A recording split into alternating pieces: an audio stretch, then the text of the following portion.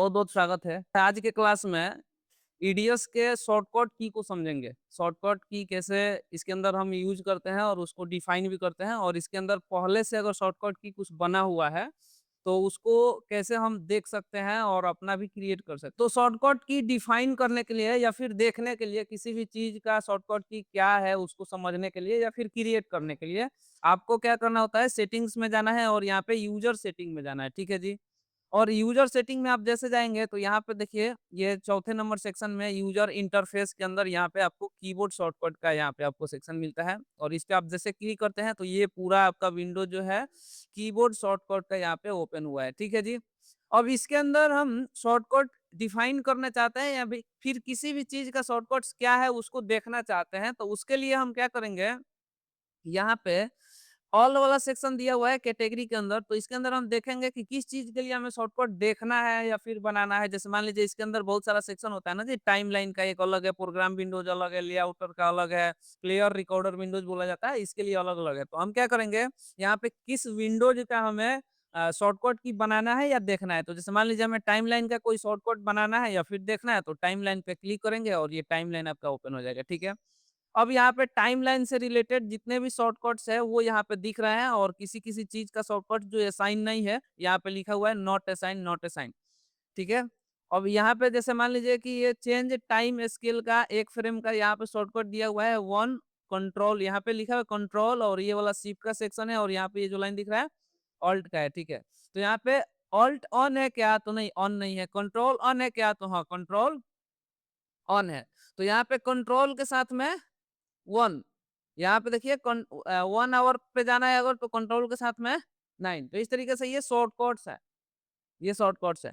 इसको आप देख सकते हैं यहाँ पे किसी भी चीज़ का, जैसे मान लीजिए यहाँ पे क्रिएट ए स्टिल इमेज, किसी भी वीडियोज़ में से अगर हम एक फ़ोटो निकालना चाहते हैं, स्टिल इमेज निकालना चाहते हैं, तो उसके लिए शॉर्टकट की यहाँ पे क्या दिया हुआ है, कंट्रोल प्लस टी। और ये ऑन का मतलब क्या होता है, ये कंट्रोल के सामने अगर ऑन है तो इसका मतलब कंट्रोल बटन को यूज किया है, अगर शिफ्ट के सामने ऑन है तो यानी शिफ्ट को यूज किया है, ऑल्ट के सामने अगर ऑन है तो ऑल्ट को यूज किया है। ठीक है।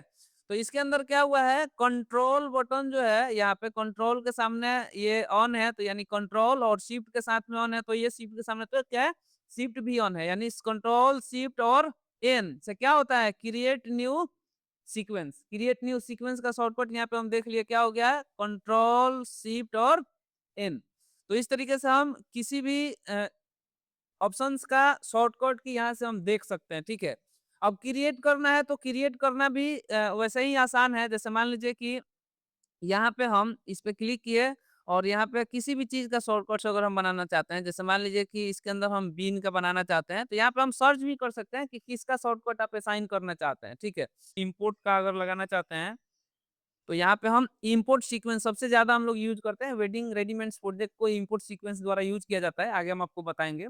तो इसका शॉर्टकट कुछ होता नहीं है, अगर हम इसके शॉर्टकट को असाइन करना चाहते हैं तो कैसे करेंगे, यहाँ पे सर्च किया हम और इस पे डबल क्लिक करेंगे तो ये हमारा कीबोर्ड खुल जाएगा, और इसके अंदर हम जैसे मान लीजिए F2 असाइन करना चाहते हैं, तो F2 बटन को यूज़ करिए और ये इसका असाइन कर दीजिए। तो यहाँ पे F2 से ये वाला असाइन हो गया। अब यहाँ पे हम इसको कर देंगे क्लोज़, और इसके साथ में अगर हम दूसरा भी कोई असाइन करना चाहते हैं, जैसे मान लीजिए इंपोर्ट सीक्वेंस हो गया, तो यहाँ पे और भी कुछ दूसरा असाइन करना चाहते हैं, उसको सर्च कर लेंगे, या फिर इस तरीके से भी हम ढूँढ सकते हैं किसी भी चीज़ को। जैसे यहाँ पे लिखा हुआ है delete cap sorry delete clip in current position, तो यहाँ से अगर हम इसका भी असाइन करना चाहते हैं तो कर सकते हैं। किसी भी चीज़ का जिसका असाइन नहीं है, उसको हम यहाँ से असाइन कर सकते हैं। जैसे मान लीजिए कि यहाँ पे असाइन किया हुआ है फेड आउट, यहाँ पे fade out audio, fade out video, यहाँ पे fade out in audio, fade in video.